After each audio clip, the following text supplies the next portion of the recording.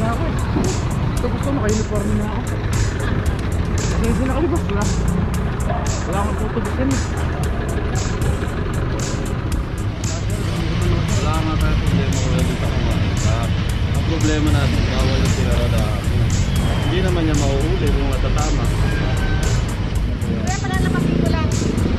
Kuko nila na matanda. Matanda yung matanda eh. Nakalakaw yan. Pagkawalan mga motor siya, mga kinuha yan eh. Kasi hindi ko kapagwalis. Oo, hindi po makapagwalis kuya. Mahirap pa na magwawal eh. Opo. So yun, si kuya na may sabi, yun po yung DPS na nagwawalis dito, naglilinis. Kaso nga, paano nga naman mawawalisan to? Kita naman natin. Ayan, hanggang sa loob niya sa ilalim. Ang dami na pong dumi niya. Kinastan na kung saan pwede tayo magparada. Ngayon po, 2023 na, sumunod po tayo sa batas trapiko. Huwag po tayo maging pasaway. Yun lang po, salamat.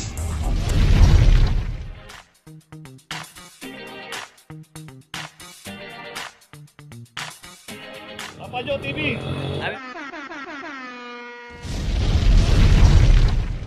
Location natin Makiling Street, corner Basilio Street. Dito yung isang Kia Rio. Pam number 002 at saka yung isang Mentor. Ford Ranger. Ito meron na rin aklam 2366. So dito nga yung pinaradahan ng Ranger, makikita natin merong garahe. Halos dalawang garahe yung na-block niya rito, pero sayang hindi pa pinasok. Dahil advantage na yung pagka meron tayong garahe, ipasok na lang natin. So tignan pa natin dito kung ano yung mga aklam.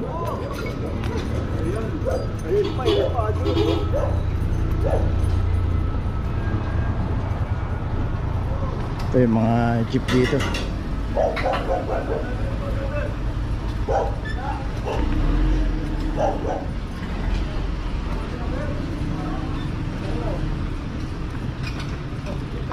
Oy!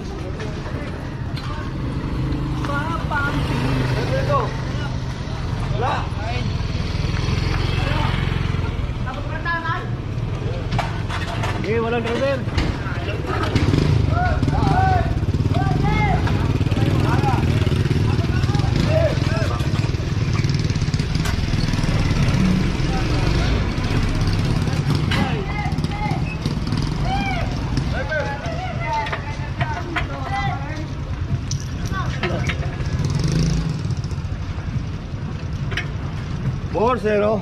Isang pampaserong jeep 2340. Pati yung isang jeep dito 2372. Alis ka rin sana ako eh. Ito gusto naka-uniform na ako. Kasi hindi nakalibas wala. Wala akong tutubusin eh.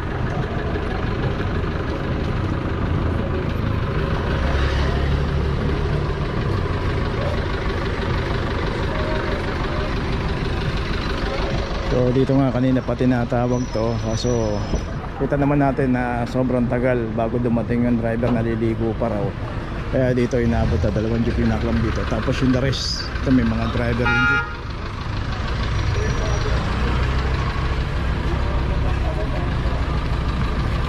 Nakakalamle po. Alam na oh. Okay, may notice ito sa jeep. Ayun lang, driver yun.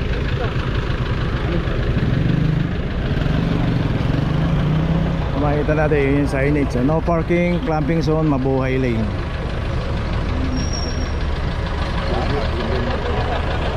So alternate route kasi yan ng Maseda, at dito naman sa kabila yung Blooming Tree.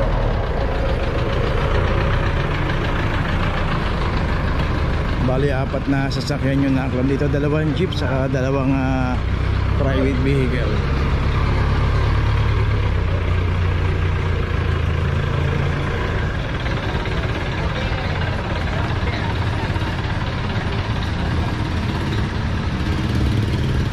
Okay, tuloy na po tayo. Location natin Paredes Street, corner Loyola Street. Dito yung isang complaint ng isang PA, hindi nagbabayad ng parking. Isang Fortuner 2351. Dito nga makikita natin kung kahabaan ng Paredes Street, pay parking. So dapat pag pumarada tayo, always magbayad tayo ng parking at magpa-issue tayo ng ticket.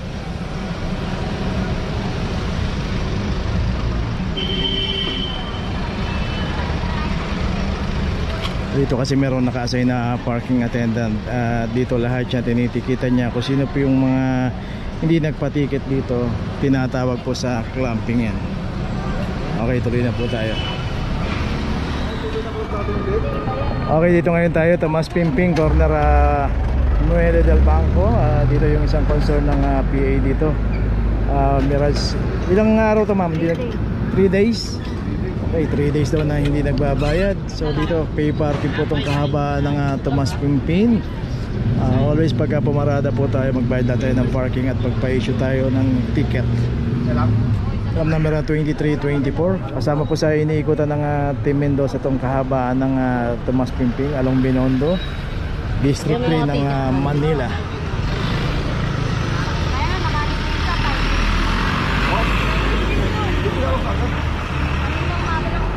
So always magbayad tayo ng parking kasi pag hindi po tayo nagbayad, tinatawag po yan sa clamping operation. At pagka tinawag po tayo, nandiyan pa rin yung ating sasakyan, makaklamp po tayo.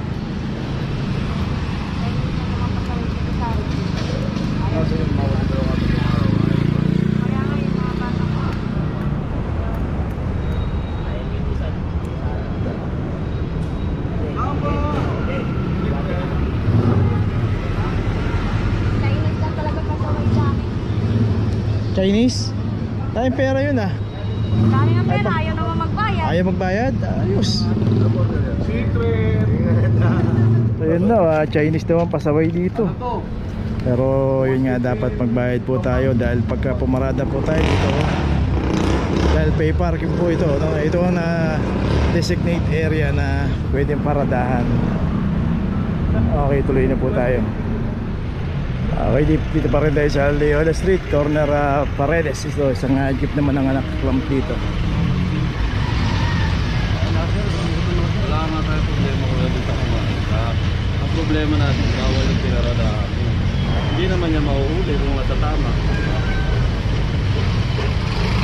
Wala pa natin dito. Nagaya kayo. Okay, itong jeep meron ng clamp 001 at ayun, meron na rin notice. So dito na lang nilagay sa loob. Wala po kasing wiper tong jeep. Okay, so makikita natin, yun, mayroong signage. No parking, clamping zone, mabuhay lane. Okay, tuloy na po tayo. Pasyente ko, di dyan, ba lalabas eh. Kasi po yung driver, wala. Ay, dyan sa loob. Ay, wala na po, nakaklam na po yan. Sige na, kasi alas 10 na kami sa ano eh. Okay, location natin Pajardo Street, corner Don Quixote. So yung driver ito tatawagin pa raw, pero nakaklam na to 2369. Isang Honda BRB ang naklam dito. So dito ulitin po natin, wala pong inaantay dito. Basta po naka-obstruct yan at walang driver, matik na po yan. Kaya palalapasin ko lang. Buko nila na matanda, boss. Andyan yung matanda eh. So ito may notice na. Saka makita naman natin may signage dito. Okay, tuloy na po tayo.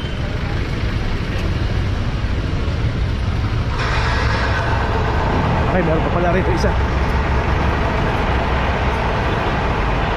Ito isang Honda rin ang naklam dito, 2352.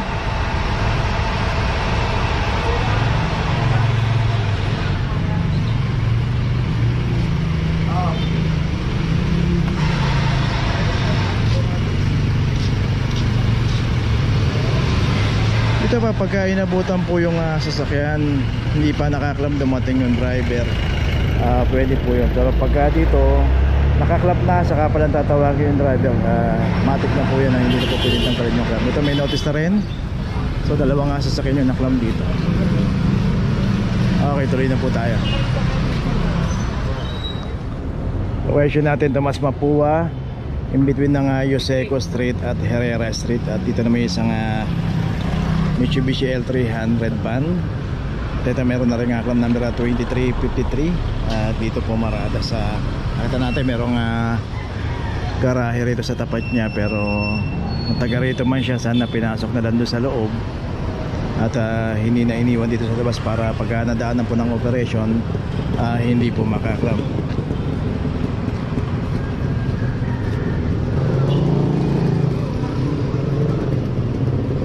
So dito na pagka nakaayos naman yung pagkakaparada ng mga sasakyan, lalo na din sa mga mabuhay lane na hindi po inuhuli. Pero pagka itong nakabalagbag dito, kasama na po sa inuhuli. Okay, may notice na to. Tuloy na po tayo. Okay, natin Tomas Mapua, corner Yuseco, dito isang Montero. At ito, kita nga natin nakatiklop pa yung side mirror nito at walang driver. From number 2315 at saka isang Toyota Hilux din dito 2349.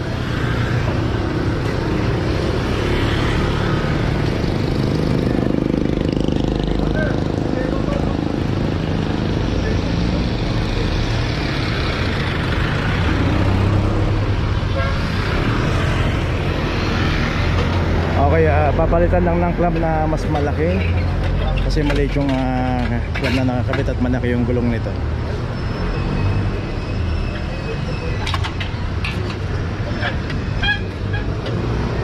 Okay, ito na yung bagong clamp 2314. So dito dalawa na yung na-clamp. So dito makikita natin yung ganyang pagkakaparada ng dalawang sasakyan na ito, isang Fortuner sa kayong Hilux. Ay hindi na po inuhulihan basta nakapasok po doon sa gilid. Nakagilid po ng gusto ron. Pero pagka nakalabas po dito yan, matik na po yan na makaklam. Lalo pagka walang driver. Ito may notice na rin yung Hilux. Sa kayong Fortuner meron na rin. Tuloy na po tayo. Location natin Bilibid Viejo. Dito sa tapat ng Mabini Health Center. Dito nakaparada yung dalawang sasakyan, isang Toyota Vios at saka isang pampasayerong jeep. Sa Vios 2368 at dito yung sa pampasayerong jeep 2350. At dito nga mabuhay lane to, palabas na yan. Pag diniretso natin, ayun na yung Quezon Boulevard. Kaya kung paparada tayo, pasok na lang po natin sa mga secondary road. Pagka dito po inabot yan at walang driver, matik na po yan. Sasakyan nila Opo. So yun, tama nga raw para mawalisan daw yung ilalim. At kasi nga itong mga sasakyan na nakaparada rito, nakita natin ang dami na magdumi sa ilalim yan. Magawa ng mga motor siya, mga kinuha yan kasi hindi makapagwalis. Oo, hindi po makapagwalis ko yan. Mahirap pa na magwawalis. Opo. So yun, si kuya na may sabi, yun po yung DPS na nagwawalis dito, naglilinis. Kaso nga, paano nga naman mawawalisan to? Kita naman natin, yan, hanggang sa loob niya sa ilalim. Ang dami na pong dumi yan. Eh nakaharap po yung mga sasakyan dito. Okay, meron pang isang sasakyan doon. So ito yung jeep, walang wiper, dito na lang nilagay yung notice. At yung Vios ginagawa na yung notice doon.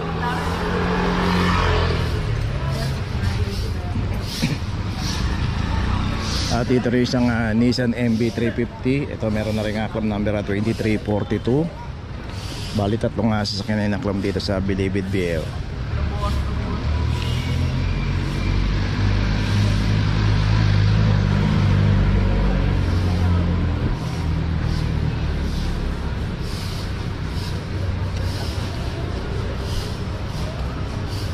Bali dito ngayon tayo sa District 3 ng Manila. So yun, yung isang Vios dumating na yung may-ari. Kinuha na yung notice. Sa Nissan MB350 yun na may notice na lahat.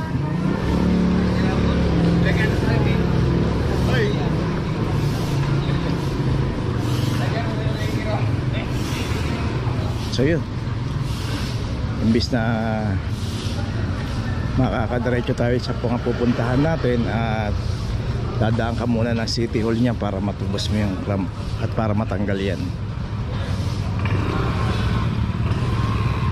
Okay, tuloy na po tayo. Okay, nandito na ngayon tayo sa opisina ng clamping sa impounding dito sa Central.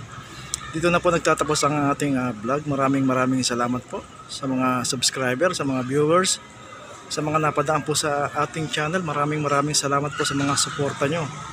Sa mga hindi pa po nakakapag-subscribe, subscribe na po tayo mga kabayan. Maraming salamat po. Mabuhay!